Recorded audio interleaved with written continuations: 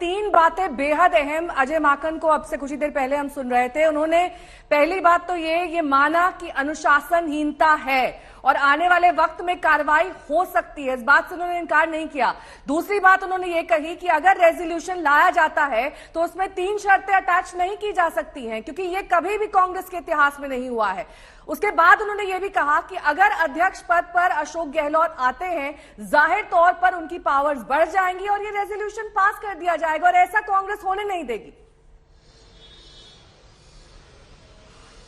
इन सारे सवालों का जवाब देंगे, लेकिन ये एक विधायक कांग्रेस की है जो हमारे पास आए, उनसे पहले बातचीत कर लेते हैं। क्या आप लोगों ने इस्तीफा दिया है?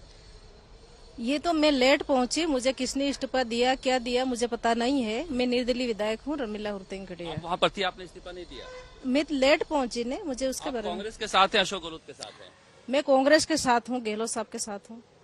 तो अब अजय माकन कह रहे हैं कि वहाँ पर जो आप लोग जुटे थे अनुशासनहीनता थी वो? ऐसा कुछ भी नहीं है, दुनिया कुछ भी कहे, हम लोग कांग्रेस के साथ हैं और कांग्रेस के साथ रहेंगे। तो ये मैं सुनाना चाह रहा था यहाँ पर, क्योंकि यहाँ पर ऐसा लग रहा है कि सरकार में कुछ बड़ा होने वाला है। ट्रांसफर पोस्टिंग का काम तेजी से चल रहा है, इस्तीफा देने के बावजूद सारे मंत्रियों की यहाँ भीड़ लगी है ट्रांसफर पोस्टिंग को लेकर, क्योंकि लग रहा है कि सरकार में कुछ गड़बड़ हो जाएगा। जो आप सवाल पूछ रही थी, सवाल को लेकर हम कल से कह रहे हैं कि अजय माकन जो सवाल उठा रहे हैं कि क्या ये एक भ्रम फैलाया गया कि हम किसी को सीएम बनाने के लिए आए हैं और उसके बाद इस तरह की व्यू रचना की गई। मैं यही आपसे कह रहा हूं कि अजय माकन जब यहां पर उतरे और मल्लिकार्जुन खड़गे तो वो बीएसएफ बॉर्डर पे चले गए, तनोट माता के मंदिर, अशोक गहलोत, जहां पर मोबाइल लगता नहीं, आउट ऑफ रीच हो गए। यानी पहली बार जब वो जयपुर आए तो पता चला कि मुख्यमंत्री से हम बातचीत कर ही नहीं सकते हैं।